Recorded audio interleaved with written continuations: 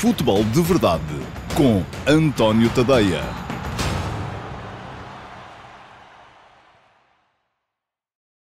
Ora, então, olá pessoal, sejam muito bem-vindos à edição número 123 do Futebol de Verdade. Hoje é segunda-feira, é dia 5 de fevereiro de 2024 e hoje vamos aqui ter não só ataques rápidos, com a revisão daquilo que foi o futebol deste final de semana e também a antecipação daquilo que pode vir ainda ou que ainda falta jogar, como também um ponto da situação relativamente àquilo que vai ser o futebol de verdade esta semana. Porque esta semana vai ser uma semana muito atípica. Vamos ter Taça de Portugal na quarta e na quinta-feira e, tal como já estava prometido, a partir dos quartos de final, que é o que se vai jogar, 2 jogos na quarta, 2 jogos na quinta, aquilo que vamos ter são edições especiais do Futebol de Verdade Flash no final desses 4 jogos da Taça de Portugal. Portanto, eu continuo a ser apenas um e não vou conseguir estar, por exemplo, na próxima quarta-feira, ao mesmo tempo a fazer a edição do Futebol de Verdade às 6 horas e a edição do Futebol de Verdade Flash relativa ao Santa Clara Futebol Clube Porto, que há de estar a acabar por essa altura também. Portanto, aquilo que vai acontecer, e eu já vou explicar isso tudo com mais detalhe esta semana, é que na quarta-feira vai ser o único dia em que não vai haver Futebol de Verdade emissão regular. Vamos ter, em contrapartida, 2 edições do Futebol de Verdade Flash. Mas vamos lá. Hoje, tal como já estava previsto, e apesar de não se ter jogado o Futebol Clube Famalicão Sporting, e sem pressão menos 15 minutos de reposição de Flash para a edição de hoje do Futebol de Verdade, hoje o Futebol de Verdade vai ter apenas ataques rápidos e depois a reposição das 2 edições do Futebol de Verdade Flash que os subscritores premium do meu Substack e os membros premium do clube do meu canal de YouTube, também podem optar por essa versão, receberam durante o final da semana. Portanto, a seguir aos ataques rápidos, vamos ter aqui a minha análise aos jogos, à fotografia tática das equipas, à performance individual dos jogadores e ao desempenho das equipas de arbitragem relativas a esse Flóculo Porto 0, Rio Ave 0 e a esse Benfica 3, Gil Vicente 0. Já sabem, os subscritores premium do meu Substack já receberam estes vídeos no sábado à noite e no domingo à noite. Aqueles que o não são, não deixam de os poder ver, porque eles vão estar aqui em reposição hoje, no final dos ataques rápidos e ainda dentro da emissão de hoje do Futebol de Verdade. Amanhã, terça-feira, dia 6, vamos ter ataques rápidos e vamos ter Q&A. Portanto, malta, já sabem, é deixar perguntas na caixa de comentários do programa de hoje. E aquelas que ficarem na caixa de comentários do programa de hoje vão ser somadas às que já ficaram nas caixas de comentários dos últimos programas, desde a última edição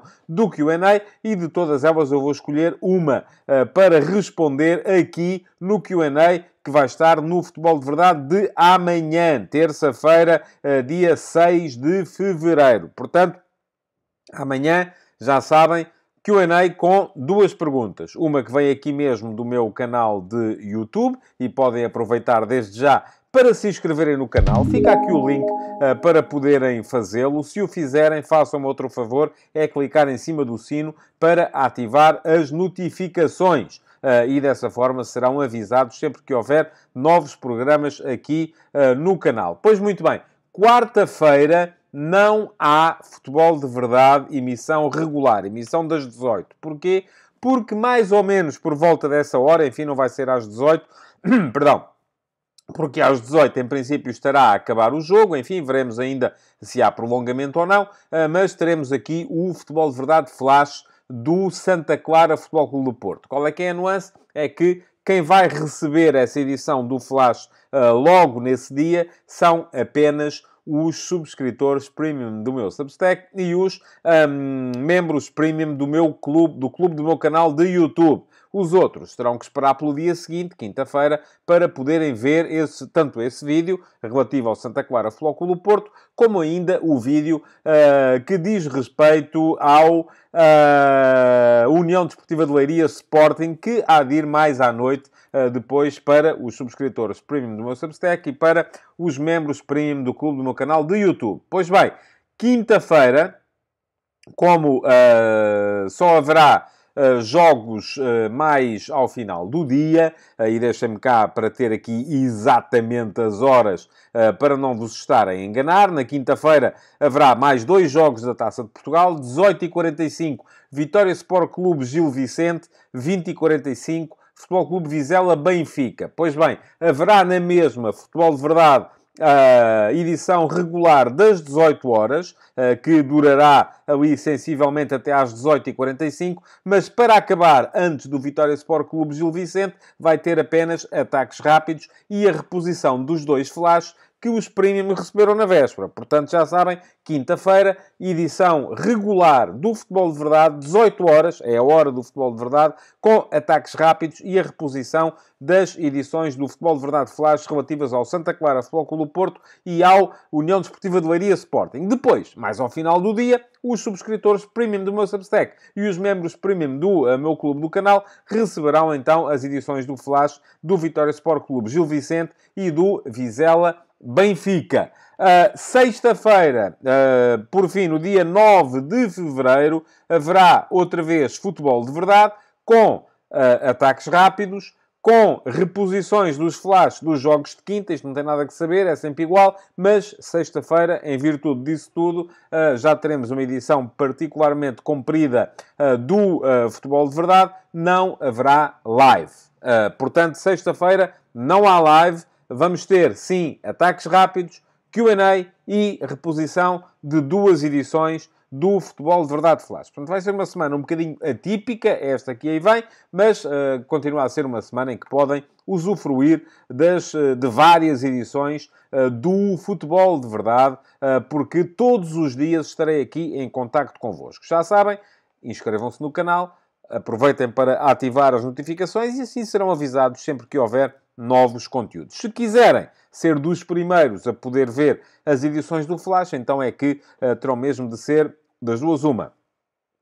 Ou subscritores Premium do meu Substack, e fica aqui o link para quem quiser aproveitar e fazer a subscrição Premium do meu Substack, que é por lá que eu todos os dias também envio conteúdos novos, textos jornalísticos novos para os subscritores, ou então membros Premium do clube do meu canal de YouTube. E aqui, neste próprio vídeo, têm com certeza uma maneira de lá chegar ao clube do canal, para o caso de quererem inscrever-se como membros Premium do clube do canal. E pronto, chega de explicações. Vamos já a seguir entrar com os ataques rápidos.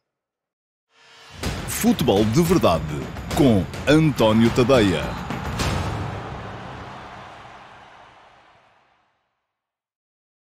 E passemos então aos ataques rápidos para a edição de hoje, como sempre olhando para aquilo que foi o futebol que se jogou, e hoje, por ser segunda-feira, temos muito futebol para passar em revista, a começar naturalmente pelos jogos da nossa própria Liga, da Liga Portuguesa. Já sabem que mais à frente vos falarei detalhadamente do Futebol Clube Porto 0, Rio Ave 0 e do Benfica 3, Gil Vicente 0.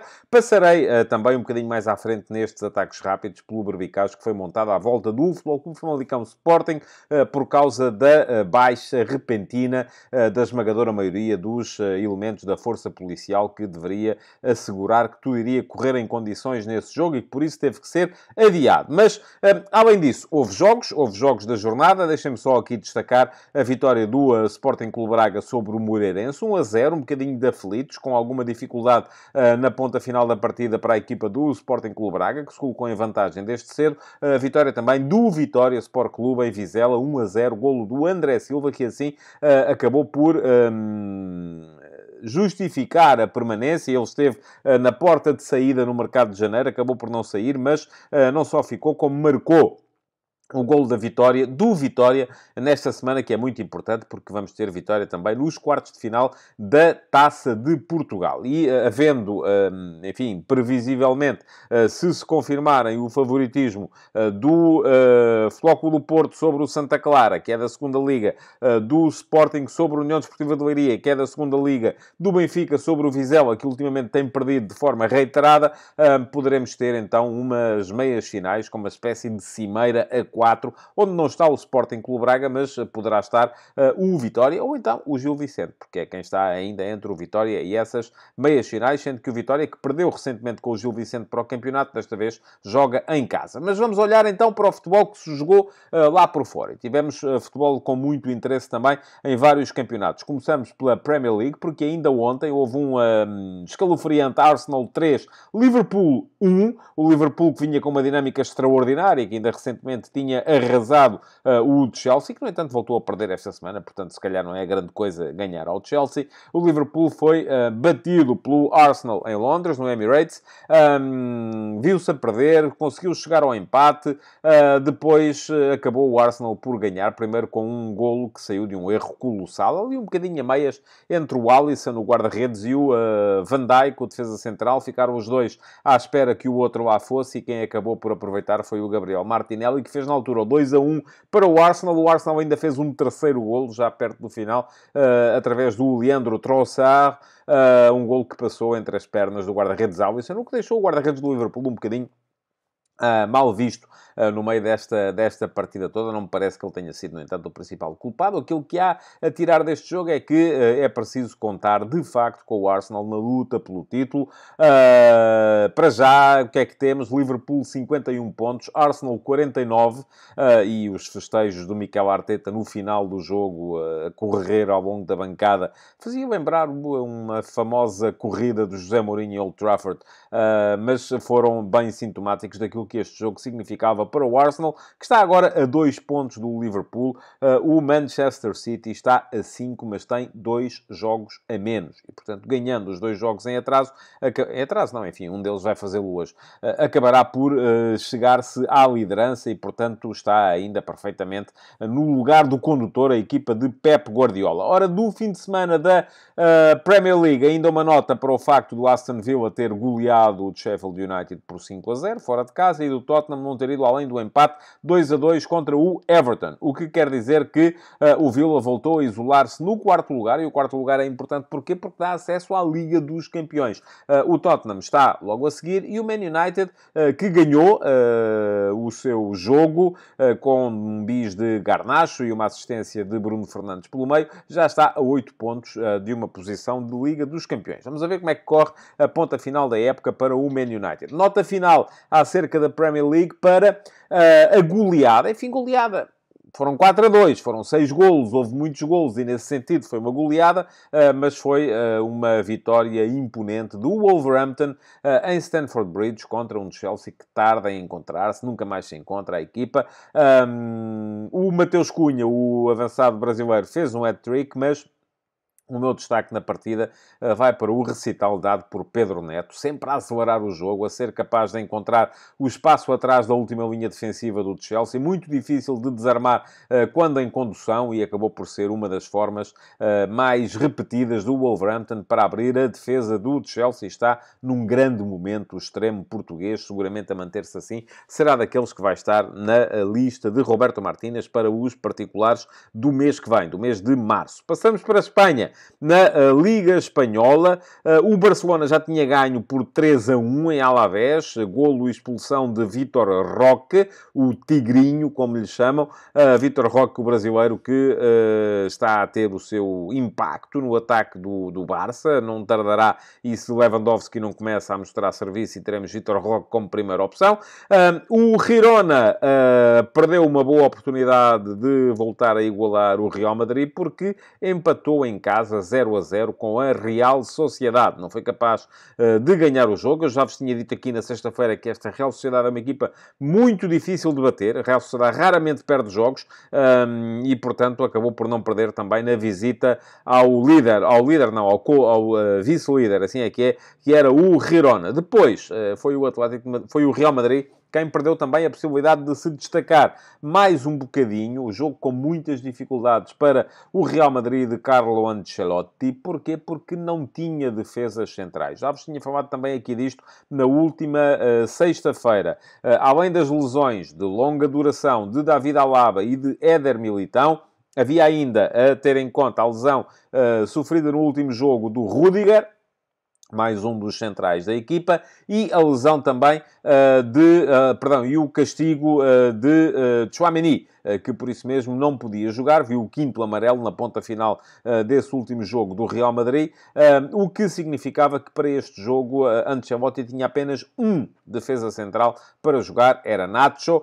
Acabou por jogar contra o Atlético de Madrid com Nacho e com Carvajal, um defesa direito de raiz, como central pela direita, o que quer dizer que o Real Madrid teve algumas dificuldades para formar um 11, o que é estranho quando se trata de uma equipa tão poderosa no plano financeiro como é este Real Madrid. O Real, mesmo assim, esteve na frente, marcou Brahim Dias, belíssimo jogo feito por Brahim Dias nesta partida.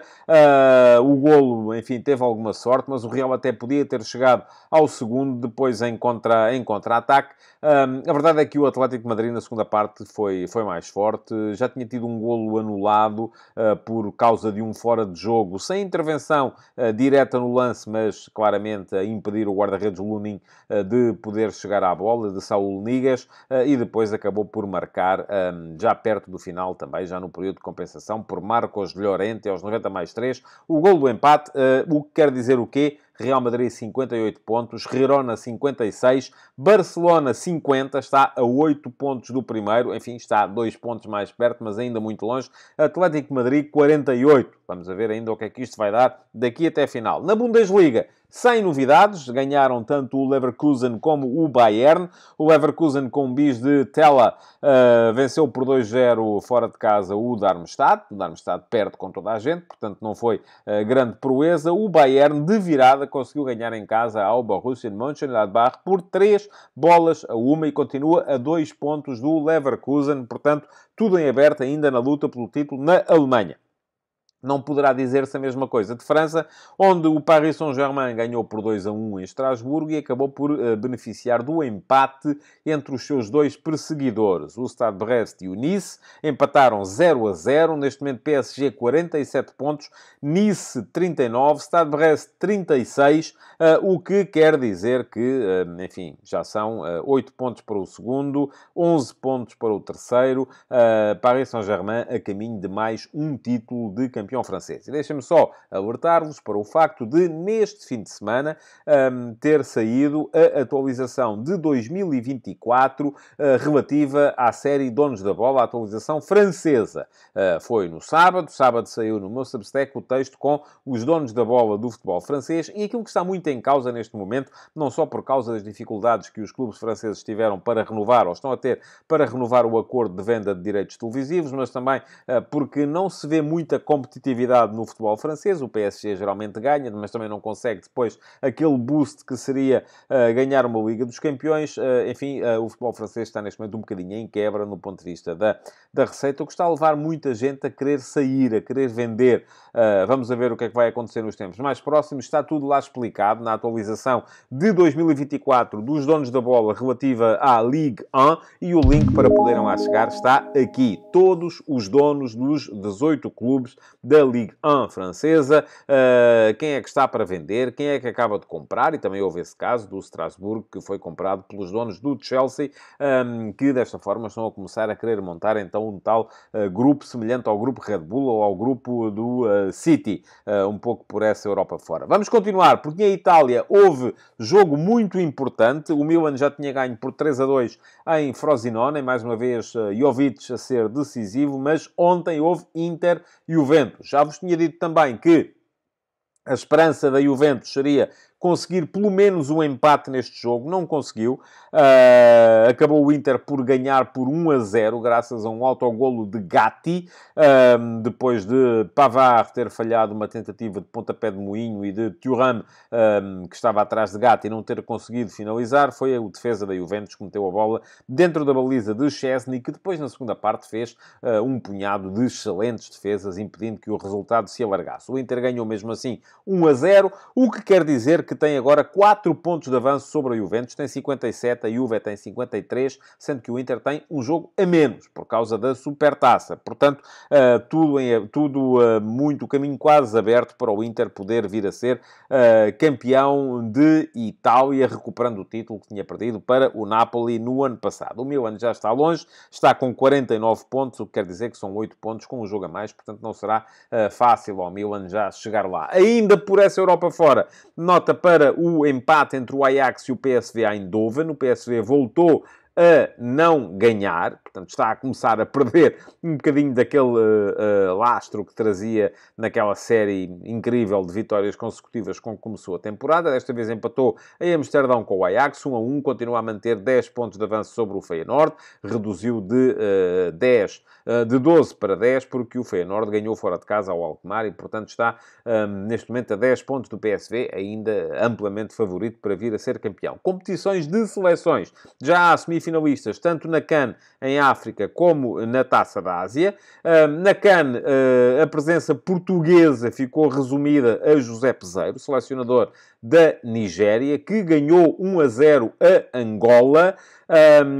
E vai defrontar agora nas meias finais a África do Sul. As meias finais são as duas na próxima quarta-feira, dia 7.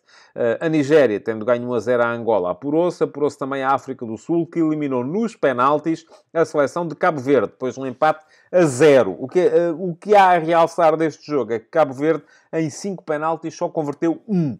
Portanto, fica difícil assim conseguir sucesso neste tipo de competições. Na outra meia-final, vamos ter frente a frente a Costa do Marfim, a equipa da casa, continua a superar os adversários sempre de uma forma absolutamente inesperada. Desta vez, a Costa do Marfim ficou reduzida a 10 homens ao minuto 43, por expulsão de Kosuno, o central do Leverkusen. Esteve a perder, chegou ao empate com um golo ao minuto 90 e depois, mesmo a jogar com um a menos, conseguiu ganhar no prolongamento, ganhou 2-1 o jogo contra o Mali e, portanto, está na meia-final, onde vai defrontar a República Democrática do Congo, que, por sua vez, ganhou por 3-1 à Guiné-Conakry. Portanto, temos meias finais: Nigéria, de Zaidu, do Futebol Clube do Porto, de Chidozi, do Boa Vista, de Bruno Onyemaichi, do Boa Vista, contra a África do Sul, onde joga Sitole, do Tondela, e foi titular nesse jogo contra a seleção de Cabo Verde. E do outro lado, a Costa do Marfim, de Diomande, que não está a jogar, não tem estado sequer no banco desde que mudou o selecionador, contra a República Democrática do Congo, de Simone Banza. Portanto, ainda vários jogadores do Campeonato Português presentes na CAN para esta última semana de competição. Seja como for, a prova acaba no próximo fim de semana. Na Taça da Ásia, também já há meias finais. E vamos ter então um Jordânia-Coreia do Sul. A Jordânia ganhou por 1-0 ao Tajiquistão, a Coreia do Sul por 2-1 à Austrália, e na outra meia-final um Irão-Catar. O Irão sem Taremi estava castigado, virou o jogo contra o Japão. O Japão tinha estado a ganhar com um golo do sportinguista Morita, mas depois acabou por o Irão vencer por 2-1. O que quer dizer que vai ser o Irão quem vai estar na meia-final contra o Catar, que eliminou o Uzbequistão, joga em casa, eliminou o Uzbequistão nos penaltis, tendo o penalti decisivo sido marcado por Pedro Miguel Rorró, um jogador português que se naturalizou Qatari. Portanto, é ele, o lateral direito, foi ele que marcou o penalti decisivo para a seleção do Qatar. Por fim, ainda acerca do futebol que já se jogou, nota apenas para a derrota do Palmeiras de Abel Ferreira na Supertaça do Brasil contra o São Paulo. Não houve golos, o jogo ficou 0-0, mas o São Paulo ganhou nos penaltis. Hoje à bola, e a bola hoje começa às 7h45, a bola que vale a pena ver, ou que pelo menos tem mais destaque aqui. Às 7h45 temos um Roma-Cagliari, a Roma com mais um jogo em que parte como favorita, poderá, ganhando, aproximar-se mais uma vez das posições de Liga dos Campeões, das quais estava tão afastada quando José Mourinho foi despedido. Mas eu também já vos tinha dito aqui que iam ser 3 jogos contra adversários do fundo da tabela e que havia condições para a Roma ganhar os 3 e, dessa forma, aproximar-se das posições de Liga dos Campeões. Depois, 20 horas, há Raio Vallecano-Sevilha, na Liga Espanhola, jogo de equipas que, enfim, vão estar mais implicadas na fuga à despromoção do que noutra coisa qualquer. E à mesma hora, esse Brentford-Manchester City. Atenção, City ao momento de Ivan Toney, o ponta de lança do Brentford, que desde que voltou de castigo, por causa do seu envolvimento em coisas relacionadas com apostas, tem 2 golos em 2 jogos. Portanto, marcou nos 2 jogos que fez. Atenção para a defesa do City. Este Brentford pode parecer uma equipa fácil, mas ainda à meio da semana fez a vida negra ao Tottenham, esteve a ganhar, acabou por perder, mas tem em Ivan Toney um avançado que pode perfeitamente causar problemas. Vamos lá ver, o City precisa de ganhar para se aproximar das equipas da frente. Por fim, 20h15, há um Casa Pia Boa Vista, 2 equipas em dificuldades. O Casa Pia porque vem da goleada em Alvalade contra o Sporting, dos tais 8-0 que terão deixado a equipa meio abananada. O Boa Vista porque neste mercado de inverno perdeu Tiago Moraes e também não vai ter Bozenic, que acabou por não se transferir para o Sevilha, mas está fora da convocatória por causa da maneira como tentou forçar a transferência para o futebol espanhol. Portanto, vamos lá ver o que é que vai sair dali. Ora, muito bem. Mais coisas, só para vos dizer ainda, relativamente ao que se passou nestes últimos dias, que ontem Jorge Nuno Pinto da Costa apresentou a sua candidatura à presidência do Futebol Clube do Porto. Eu escrevi sobre o tema hoje, no último passo, e aqui fica o link para poderem ler o que eu lá escrevi, muito resumidamente. A surpresa da tarde foi a presença de Sérgio Conceição, que dessa forma, embora sem falar, acaba por declarar tacitamente o seu apoio à manutenção do atual presidente. Escrevi também um bocadinho sobre as confusões que Pinto da Costa continua a fazer, e eu creio que propositadas, acerca das contas, entre resultados do exercício e capitais próprios. Enfim, não são a mesma coisa, não têm que ver uma com a outra. E depois também me pareceu, pela análise do discurso de Jorge Nuno Pinto da Costa, que se há coisa que Pinto da Costa não pensa fazer, é renovar. Ele até pode renovar a equipa dirigente, e eu fiz aqui as contas relativamente à saída dos dirigentes que vão sair, aparentemente, que são Adelino Caldeira, Fernando Gomes, e à entrada dos seus substitutos mais jovens. Só aí há uma renovação de mais de 60 anos de idade, mas o discurso continua muito semelhante e continua a ser um discurso de confronto, um discurso baseado no contra tudo e contra todos, contra, enfim, está lá tudo explicado no texto, contra Vilas Boas, contra Joaquim Oliveira, contra Angelino Ferreira, contra os jornalistas, contra as televisões, contra Antero Henrique. Portanto, Pinto da Costa continua contra tudo aquilo que ele entende, ou pelo menos tenta convencer os outros que está contra o Futebol Clube do Porto. Aqui é muito importante que percebamos isto. Estas eleições do Porto vão ser marcadas muito por isto. Por um lado, um discurso na base daquilo que tem sido o Futebol Clube do Porto até nos últimos 40 anos, do tal confronto, transformou o Porto, conforme ainda ontem, e muito bem, disse o António Oliveira, de clube regional em potência internacional. Do outro lado, um discurso que se pretende renovado, que se pretende diferente, que se pretende que dê um passo noutro sentido. E aqui não se trata de dizer o que é que está certo ou errado. Enfim, só quem lá está, eu já disse isso na RTP no outro dia, só quem lá está é que pode sentir. A questão aqui é só de perceber as diferenças. E os adeptos e os sócios é que vão ter que dizer queremos isto ou queremos aquilo. E depois, feita a escolha, é respeitar-se aquilo que é a democracia acabar por deliberar. Bom, não se jogou no sábado esse Futebol Clube Famalicão Sporting. Também passei por esse tema no último passo de hoje. O que esteve em causa aqui foi, enfim, uma baixa inesperada da esmagadora maioria, baixa médica, da esmagadora maioria do contingente policial que estava destacado para aquele jogo, e a incapacidade da PSP para encontrar substitutos.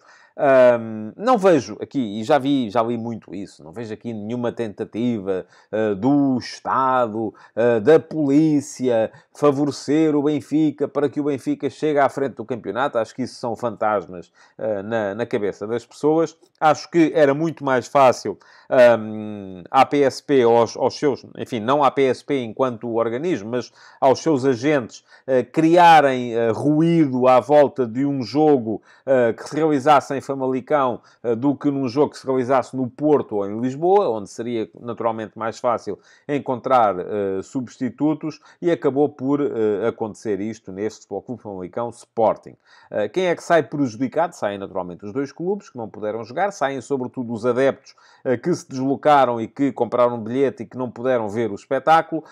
Sai a Liga, porque vai passar a ter as suas contas ligeiramente alteradas. E atenção, se o Sporting ganhar na próxima quarta-feira à União de Leiria na Taça de Portugal, e se for seguindo, e basta que siga mais duas eliminatórias na Liga Europa, esta próxima contra o Young Boys e a outra depois contra quem lhe aparecer pela frente, só haverá a possibilidade deste jogo se desenrolar no final de abril. Portanto, estamos a falar aqui estamos agora no início de fevereiro, início de março, quase 3 meses depois da data que devia ser realizado. Isto vem, de certa forma, mexer um bocadinho com aquilo que é a normalidade da organização da nossa Liga, mas não há nenhuma possibilidade. Porquê? Porque o Sporting tem jogos ao fim de semana e a meio da semana, em todas as semanas daqui até lá, com exceção das semanas que estão, ou daquela semana e meia que está designada para as datas FIFA, para os jogos das seleções.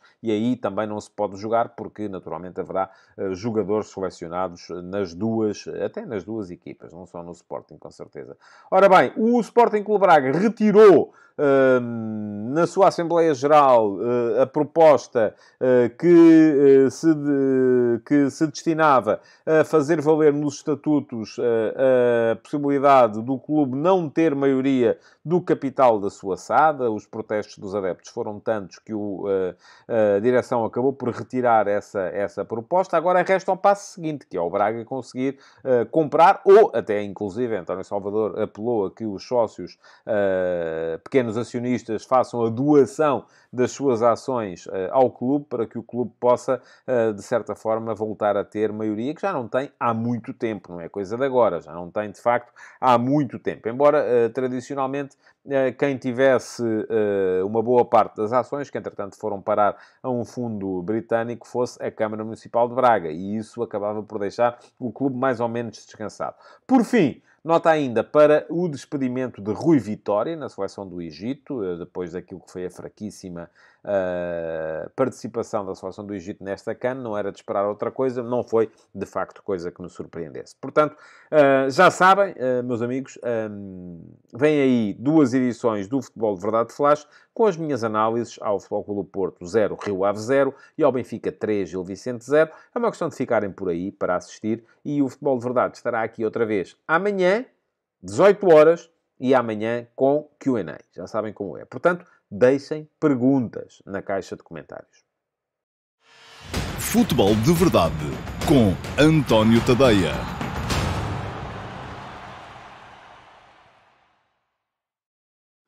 Olá a todos e sejam muito bem-vindos ao Futebol de Verdade Flash para o Futebol Clube Porto 0, Rio Ave 0.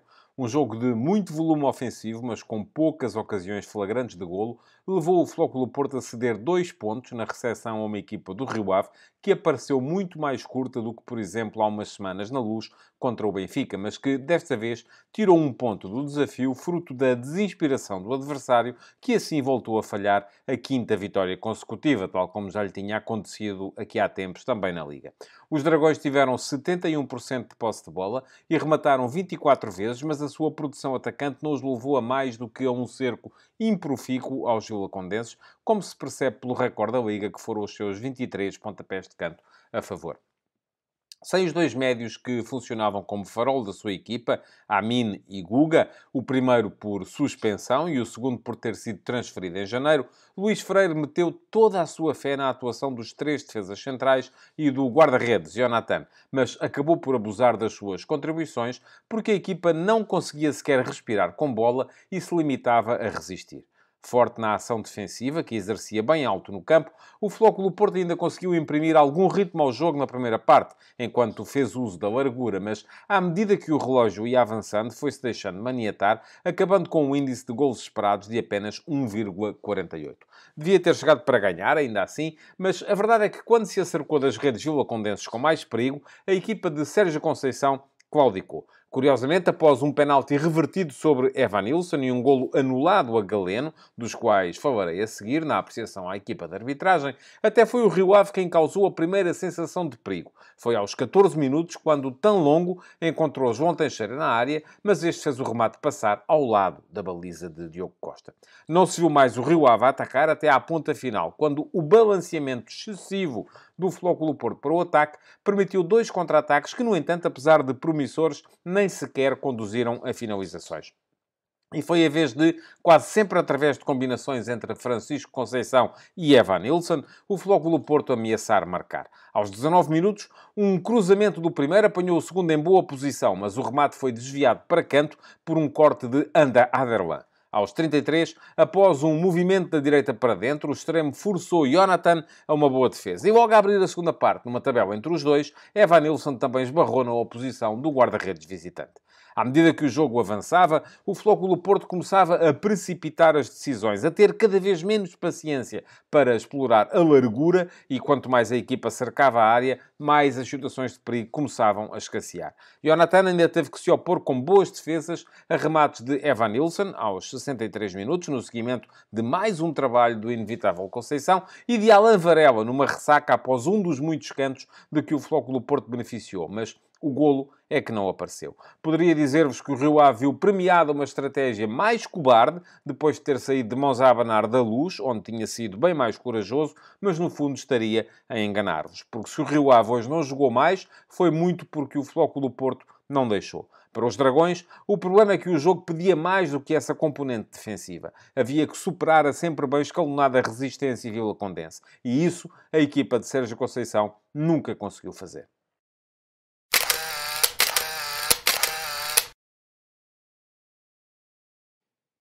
E passemos então à fotografia tática deste Flóculo Porto Rio Ave, para vos dizer que Sérgio Conceição não fez rigorosamente nenhuma alteração relativamente ao 11 que tinha levado até Faro para ganhar ao Farense por 3-1 na jornada do último fim de semana. Manteve exatamente os mesmos jogadores, porque esta parece ser, de facto, a formação ideal para a equipa do Flóculo Porto neste momento, ainda sempre em torno do seu 4-3-3, com Diogo Costa na baliza, depois uma linha de 4 atrás, João Mário, Pepe, Fábio Cardoso e Wendel, sendo que, como sempre, João Mário e Wendel assumiam comportamentos diferenciados, João Mário a dar mais largura, Wendel a ir mais à procura do espaço interior.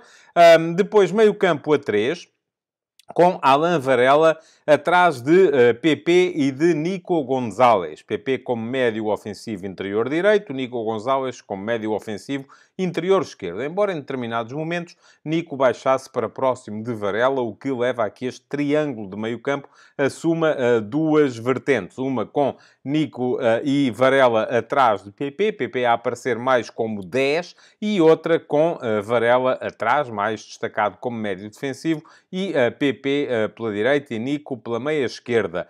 Na frente, 3 homens também. Francisco Conceição, a partir do lado direito, mas a procurar sempre o espaço interior, seja para abrir caminho às investidas de João Mário, o lateral do seu lado, seja para trocar muitas vezes de posição com PP, que também explora bem o lado direito do ataque. Evanilson era o ponta de lança, também sempre na busca das suas diagonais curtas e dos seus movimentos de apoio aos médios, e Galeno a dar, ele sim, largura do lado esquerdo, mas a aparecer muitas vezes também em zonas de sinalização e a invadir a área com muita frequência. Ora, do outro lado, o Rio Ave, que teve jogo na quarta-feira, porque tinha que defrontar o Estoril, e o Estoril foi um dos finalistas da Taça da Liga. Portanto, o jogo do Rio Ave da última jornada da Liga tinha sido adiado para quarta-feira, e, portanto, o Rio Ave teve menos tempo de repouso para esta partida.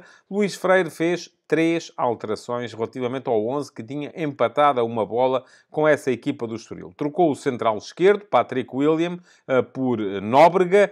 No meio-campo não tinha Amin, o médio centro mais defensivo, que estava castigado, tinha visto um cartão amarelo que o afastou desta partida e, portanto, cedeu a sua vez a Mateo Tanlongo e, mais à frente, substituiu o atacante Yakubu Aziz por João Teixeira, que se estreou como titular na equipa do Rio Ave. Ele já tinha jogado uns minutos contra o Estoril, no entanto. Ora, o Rio Ave apareceu no seu habitual 3-4-3, mas também com algumas nuances dinâmicas. Jonathan foi o guarda-redes, depois linha de 3 defesas centrais, com Josué a jogar pela direita, Nóbrega a jogar pela esquerda e Aderlan Santos como central do meio.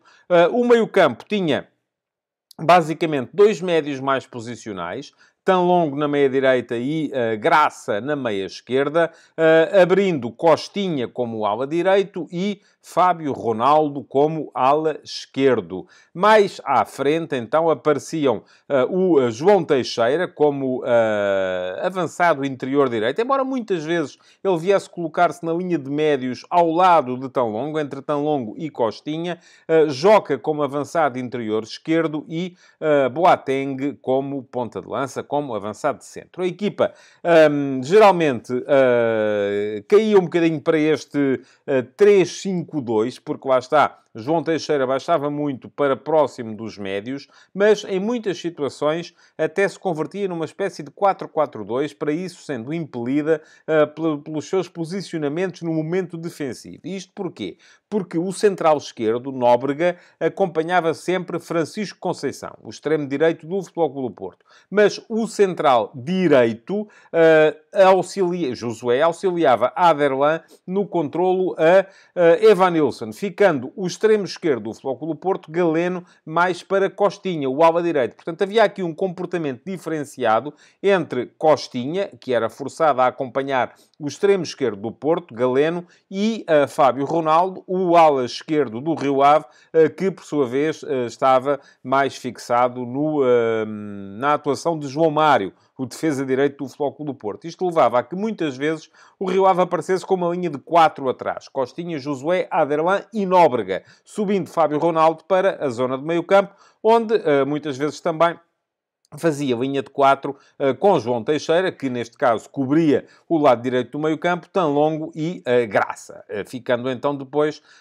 Joca e Boateng um bocadinho mais à frente. Ora, quem mexeu primeiro, até em virtude desta dificuldade que vinha do facto de ter jogado na quarta-feira e de ter a equipa mais desgastada, foi Luís Freire. Ao intervalo, trocou Fábio Ronaldo por Vrossai, o novo reforço da equipa do Rio Ave. E Vrossai foi colocar-se precisamente como ala esquerdo, onde estava Fábio Ronaldo, portanto, sem alterações no plano tático, e trocou ainda Joca por Yakubu Aziz, sendo que Yakubu Aziz foi colocar-se como ponta de lança e Boateng baixou para a posição onde estava anteriormente Joca, a de avançado interior esquerdo, ou segundo avançado, lá está, naqueles momentos em que o Rio Ave parecia estar mais próximo do 4-4-2. Ao minuto 58, Nóbrega, com dificuldades físicas e já um cartão amarelo, cedeu a sua posição a Patrick William, que também foi fazer aquele híbrido entre central esquerdo e defesa esquerdo, que estava a ser feito por Nóbrega anteriormente. Depois, ao minuto 72, saiu no Rio Ave ainda, também, quarta alteração antes que o Futebol Clube do Porto fizesse a primeira, saiu João Teixeira para dar entrada a Úmaro Embaló. São jogadores diferentes. João Teixeira mais médio, Úmaro Embaló mais extremo. Foi na altura em que o Porto estava a começar a subir com mais gente, a deixar a sua zona mais baixa mais descoberta e, portanto, tentou Luís Freire meter gente mais veloz, gente com mais capacidade de dar velocidade e verticalidade ao seu jogo, embora não tenha retirado daí grandes resultados. Mexeu Sérgio Conceição pela primeira vez ao minuto 74, trocando Galeno por Ivan Reimer, extremo esquerdo por extremo esquerdo, não houve alterações táticas nesta questão, e trocando ainda Nico Gonzalez por Tony Martínez. Martínez. E com Tony Martínez em campo, o Porto passou a ter 2 pontas de lança. Ficaram a jogar muito a par. Evanilson e Tony Martínez, com Francisco Conceição aberto na direita, Ivan Raime aberto na esquerda e PP, neste caso, a formar dupla de médios com Alan Varela, embora soltando-se muito para aparecer também nas imediações da área. Depois, trocou Luís Freire tão longo por Vítor Gomes, ao minuto 79, refrescou o meio-campo, tirou também um jogador que já tinha cartão amarelo para tentar segurar melhor aquela zona e, até a final, só quem mexeu foi o Futebol Clube do Porto. João Mário, o lateral direito, saiu a 5 minutos do fim para dar o lugar a Gonçalo Borges, e Gonçalo Borges agitou o jogo, foi colocar-se como uma espécie de lateral direito, embora ele seja um extremo de origem e teve sempre, sobretudo, preocupações ofensivas. E, por fim, ao minuto 90, já antes do período de compensação, Francisco Conceição cedeu também a sua posição a Dani Namazo, que também foi colocar-se da direita para o meio, porque nessa altura Gonçalo Borges fazia todo o corredor direito e, portanto, o importante era ter quem aparecesse próximo dos 2 pontas de lança que o Futebol Clube do Porto tinha em campo nessa altura. Não foi possível, no entanto, ao Futebol Clube do Porto, ainda assim, dar a volta a este problema que lhe foi colocado pela organização defensiva do Rio Ave.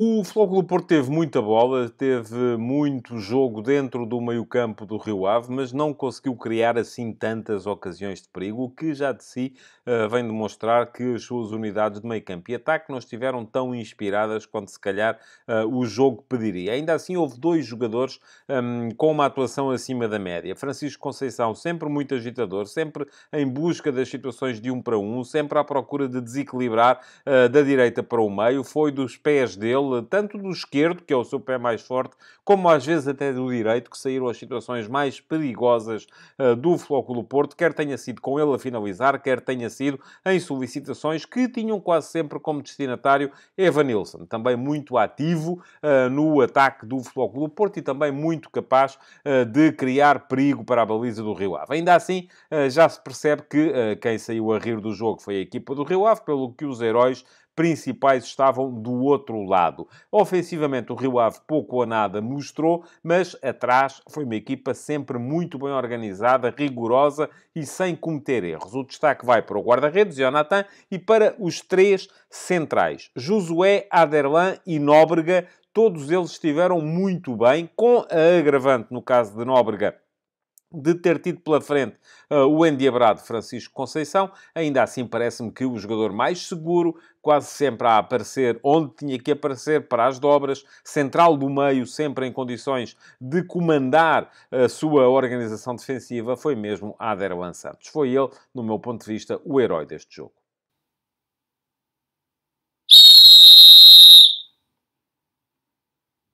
Foi muito trabalhosa a arbitragem de António Nobre, auxiliado em 2 ocasiões com a eficácia pelo VAR Fábio Melo. Já se sabe, quando um clube grande joga em casa e não está em vantagem, acabam por repetir-se situações de área em que ele é chamado a intervir, mas, no entanto, embora com o auxílio do VAR, acabou António Nobre por decidir sempre bem. Vamos passar aqui muito rapidamente em revista os lances mais contestados ou mais questionados desta partida. Logo ao minuto 2, António Nobre assinalou penalti de Nóbrega sobre Evanilson. Depois foi chamado a ver as imagens por Fábio Melo. Percebeu-se que, de facto, não havia falta. Havia, isso sim, uma simulação do atacante do Futebol Clube do Porto e, por isso mesmo, reverteu a decisão. Não houve penalti, houve, sim, cartão amarelo para Evanilson logo a partir desse momento. 10 minutos.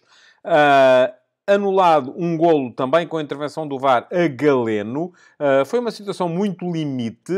Há um cruzamento da direita, há um cabeceamento de Nico que Jonathan consegue deter e depois Galeno acaba por a correr para empurrar a bola na sequência de um safanão que é dado na bola por Jonathan. Sucede que Galeno estava em fora de jogo no momento do cabeceamento de Nico Gonçalves. Eram apenas 4 centímetros. Nas imagens televisivas até pareceu mais, mas foi um fora de jogo muito no limite, tirado com o auxílio do VAR. Minuto 16. Há uma situação duvidosa na área do Porto, mas havia, antes disso, um fora de jogo quilométrico de Boateng, que foi assinalado pelo árbitro auxiliar, e, portanto, nem sequer valeu a pena chegar tão longe no lance, em que Fábio Cardoso acaba por se embrulhar com Boateng dentro da área. Ao minuto 40, mais um golo anulado ao Futebol Clube do Porto, agora por fora de jogo de Wendel, no seguimento de uma jogada que foi muito bem desenhada, várias tabelas, sempre ao primeiro toque. Só que, antes do golo de Evanilson, quem lhe faz o último passe é o Wendel, que de facto estava, e depois as linhas do VAR vieram a demonstrá-lo, 19 minutos em fora de jogo. Depois, na segunda parte, basicamente, e ainda na primeira, mesmo aos 45 mais 3, o que houve foram reclamações infundadas de grande penalidade para o Futebol Clube do Porto. 45 mais 3, não há falta, de facto, de Aderlan sobre PP. 48 minutos, não há penalti por mão de Costinha. A bola bate meio no braço, bem nas costas, mas com o braço encostado ao corpo do lateral direito do Rio Ave. Minuto 52, a bola bate também no braço ou no cotovelo, na mão de Yakubu Aziz, mas lá está, mais uma vez, o braço está encostado ao corpo e sem ganho de volumetria. Minuto 67, mais um penalti pedido por falta sobre o PP, também não houve qualquer falta. E, por fim, ao minuto 90 mais 2, acontece a expulsão de Boateng, justa, 2 amarelos bem mostrados ao atacante do Rio Ave. Tinha visto o primeiro ao minuto 85, por impedir a marcação de um livre de forma rápida por PP, e depois, aos 90 mais 2, viu o segundo por derrubar Gonçalo Borges, com até algum perigo para o jogador do Futebol Clube do Porto. Portanto, bem expulso, Boateng já no período de compensações deste jogo. Acabou por ser regular a arbitragem de António Nobre, embora com o auxílio do VAR, não cometeu erros que prejudicassem o decurso da partida. Futebol de Verdade, com António Tadeia.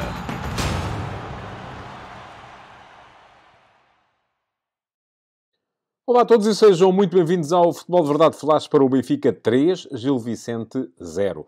2 golos e uma bola no poste nos primeiros 4 remates do jogo, sempre na sequência de pontapés de canto, permitiram ao Benfica uma noite tranquila contra uma equipa do Gil Vicente que não caiu vitimada pela forma ambiciosa como procurou sempre estender-se pelo campo, mas sim pela falta de rigor que exibiu sempre na defesa das bolas paradas e pelas dificuldades em controlar de uma forma eficaz a largura com a fidelidade à sua linha de 4 homens atrás.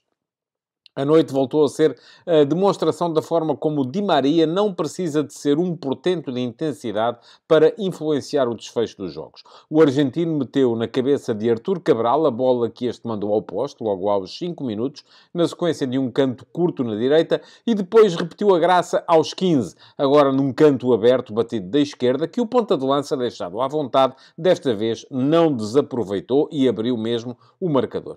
E foi quando a equipa do Gil Vicente começou a ganhar algum conforto na circulação de bola, chegando até ao meio-campo de ataque, que o Benfica atingiu o 2-0. Marcou o João Neves aos 34 minutos, depois de ganhar 2 duelos consecutivos na área. O primeiro a Félix Correia, o segundo a Rúben Fernandes, na sequência de mais um canto de Di Maria, que Otamendi desviara nas alturas. O Gil Vicente ainda não tinha sequer chegado perto da baliza de Trubin e já tinha uma montanha elevadíssima para escalar. O jogo acabou, naturalmente, por ser marcado pela facilidade com que o Benfica concretizou em golos a sua superioridade territorial. Os encarnados acabaram com 12 remates contra 5, mas 4 das 5 tentativas gilistas surgiram apenas na última meia hora, já com o placar num irrecuperável 3-0.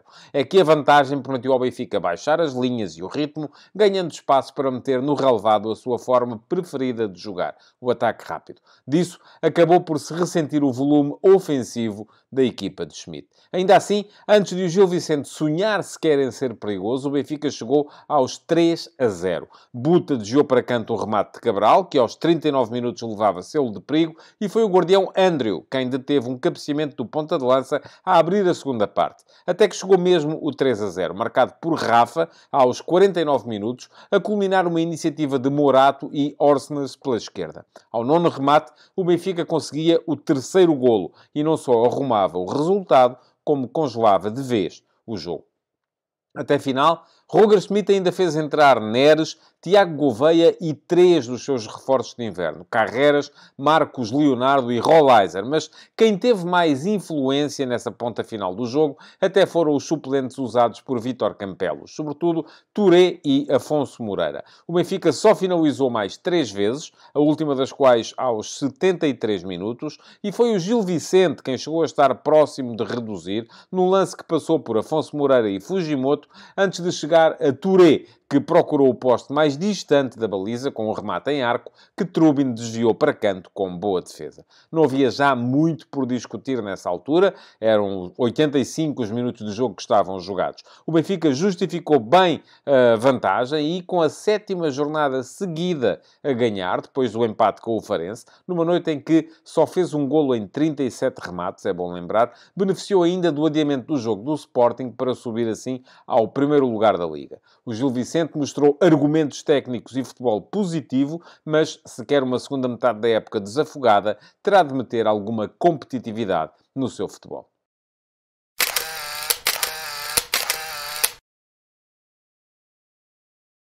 E façamos então a fotografia tática deste Benfica-Gil Vicente, um jogo que foi marcado pela capacidade do Benfica para atacar nas bolas paradas e pela dificuldade do Gil Vicente em defendê-las, sendo que, além disso, houve também a apontar o facto de o Gil Vicente ter muita dificuldade para cobrir a largura do campo, mantendo sempre a sua organização defensiva em 4-4-2 e nunca recorrendo a uma linha de 5 que lhe permitisse ocupar de forma um bocadinho mais racional toda a largura do relevado do Estádio da Luz. Ora, o Benfica fez 2 alterações relativamente ao 11 que na última jornada da Liga tinha ganho por 4-1 na Reboleira ao Estrela da Amadora. Verificou-se o regresso de Alexander Bá para a posição de lateral direito, mas quem saiu não foi o lateral direito desse jogo, que tinha sido Orsnes, foi, isso sim, João Mário, que deixou a zona de meio-campo ofensivo, o lado esquerdo do ataque, podemos chamar-lhe assim, para onde derivou então Orsnes, que passou de defesa direito para avançado interior esquerdo. Além disso, Schmidt trocou ainda um homem no meio-campo, abdicando de Coxo para fazer jogar Florentino, que voltou a formar dupla de médios com João Neves. Sendo assim, o Benfica, no seu habitual 4-2-3-1, não muda isto nunca, com Trubin na baliza, depois Bá foi o lateral direito, não deu tanta viabilização pelo espaço interior como costuma dar Orsnes quando a equipa ataca, o que forçou também Di Maria a aparecer um pouco mais dentro do que é habitual, mas Bá foi sempre um jogador capaz de dar a tal largura que o Benfica aproveitou. Bá foi o lateral direito, António Silva e Otamendi, os 2 centrais. Morato, o lateral esquerdo, continua a demonstrar capacidade para chegar à frente a partir dessa posição. Dupla de médios formada por João Neves e Florentino, sendo que o Benfica ora saía em 2+2, ora saía em 3+1, e quando o fazia, geralmente era João Neves quem baixava para perto dos centrais para auxiliar no início da organização ofensiva, dessa forma ganhando superioridade numérica face aos 2 homens com que o Gil Vicente procurava impedir esse início de organização, e depois 3 homens no apoio ao ponta de lança, que foi Artur Cabral. Eram eles Di Maria, mais a partir da direita, Rafa pelo corredor central e Orsnes mais a partir da esquerda. Mas atenção, porque aqui as trocas de posição foram até mais habituais, mais normais do que é habitual. Aquilo que se viu foi muitas vezes Orsnes a vir para o espaço interior, para o corredor central, Rafa a aparecer muitas vezes na esquerda e o próprio Di Maria, que lá está, não tinha a possibilidade que geralmente, quando jogava Orsnes como lateral direito, lhe era dada de encostar claramente na linha, porque o lateral vinha para dentro. Como desta vez Bá não fez tanto isso, o próprio Di Maria teve que vir com muito mais frequência para dentro. Ora, do outro lado, o Gil Vicente apareceu também no... era um misto de 4-3-3, quando a equipa... ou 4-2-3-1, vamos lá, quando a equipa atacava, com 4-4-2, quando a equipa defendia. Vítor Campelos fez uma alteração face ao jogo da última jornada, a vitória por 1-0 contra o Vitória Sport Clube, e foi a troca de Martim Neto, o médio que está no Gil Vicente, emprestado pelo Benfica, e por isso mesmo não podia jogar, por Morigban, o médio marfinense que apareceu hoje no 11 titular. Sendo assim, Andrew voltou a ser o guarda-redes, Zé Carlos o lateral direito, Leonardo Buta o lateral esquerdo e a dupla de centrais formada por Gabriel Pereira e Ruben Fernandes. Depois, o peruano Castilho era o médio mais defensivo, mas Morigban, sendo um jogador de pulmão e de passada larga, muitas vezes se juntava a ele para fazer duplo pivô, ora avançava para que a equipa pudesse derivar do 4-2-3-1 para um 4-3-3. Fujimoto era o médio mais ofensivo, embora procurasse sobretudo a meia-direita, onde estava Domingues, que era o extremo direito do 4-3-3. Domingues é um jogador com rotinas de meio-campo e procurava muito também aqui o espaço interior,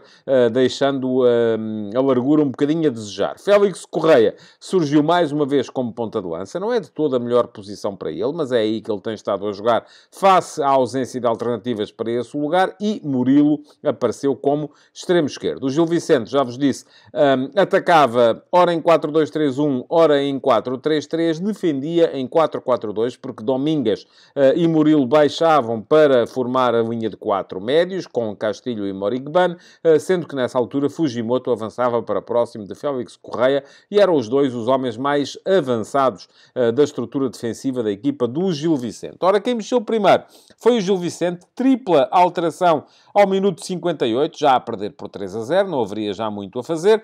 Zé Carlos, que tinha estado lesionado na primeira parte, cedeu o lugar de lateral direito a Alex Pinto. Murilo saiu para dar entrada a Tijane Touré, e Félix Correia, o ponta de lança, cedeu também a sua posição a Alipur. Não mudou nada no plano tático a equipa do Gil Vicente nessa altura, porque Touré foi para a esquerda, onde estava Murilo, Alipur para o centro do ataque, onde estava Félix, e Alex Pinto para o lateral direito, onde estava Zé Carlos. Voltou a mexer o Gil Vicente ao minuto 71, com a troca de Domingues por Afonso Moreira, finalmente a ter um extremo verdadeiro naquele lado do seu ataque, mas antes, ao minuto 67, o Benfica já tinha mexido também. Rafa cedeu a posição no centro, no apoio pelo centro ao ponta de lança a David Neres, e Morato saiu da posição de lateral esquerdo para a entrada de Carreras, que assim ganhou mais uns minutos. Não mostrou também grande progressão o Benfica por aí em relação àquilo que vinha fazendo Morato, nem sequer no aspecto ofensivo. Depois, minuto 78, saiu Di Maria para a entrada de Tiago Gouveia e Artur Cabral para a entrada de Marcos Leonardo. Também sem alterações táticas, porque Tiago Gouveia começou por ir colocar-se à direita do ataque e Marcos Leonardo como ponta de lança. Foi só quando, ao minuto 86, João Neves cedeu a vez a Rolaiser, que Rolaiser foi jogar para a direita, derivando então Tiago Gouveia para a esquerda e baixando Frederic Orsnes para segundo médio ao lado de Florentino. Por essa altura, já o Gil Vicente tinha trocado um dos seus médios, Castilho, que já tinha cartão amarelo, cedeu a vez a Rowan Wilson, mas também aí sem alterações do ponto de vista tático.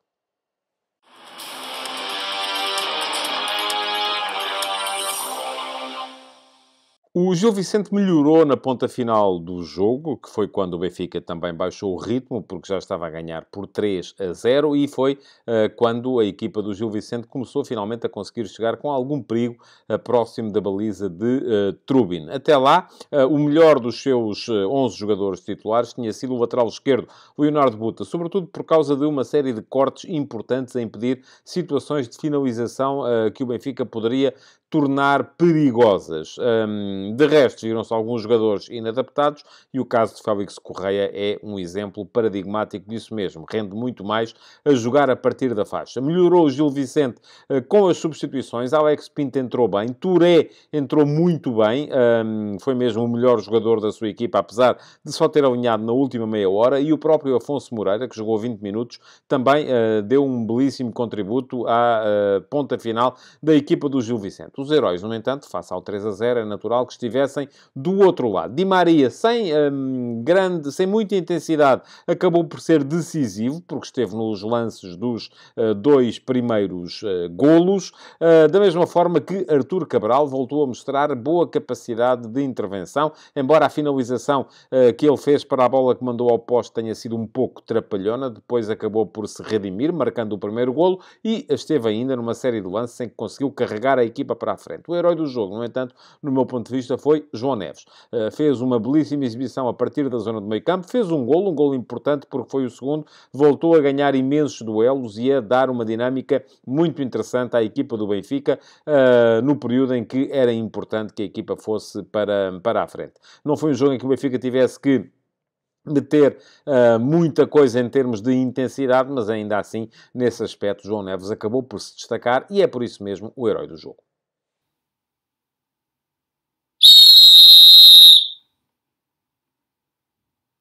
Não teve problemas a arbitragem de Tiago Martins, que nem sequer precisou de ser uma única vez chamado ao monitor do VAR, por Gustavo Correia. Chama apenas a atenção para dois lances, um deles logo ao minuto 2, quando Gabriel chega em Artur Cabral dentro da área do Gil Vicente, foi mais forte do ponto de vista físico, o avançado do Benfica caiu, mas sem que houvesse qualquer falta, portanto julgou bem logo no campo Tiago Martins, e depois ao minuto 34, no segundo gol do Benfica, repete-se um pouco a situação, mas ao contrário. Porquê? Porque João Neves chega também nas costas de Félix Correia, após um pontapé de canto. O jogador do Gil Vicente caiu, mas também, havendo contacto, não há qualquer falta. Mandou seguir Tiago Martins e fez muito bem, porque o lance era absolutamente regular. Boa, portanto, a arbitragem de Tiago Martins, sem casos para ter que resolver com grandes dificuldades. Futebol de Verdade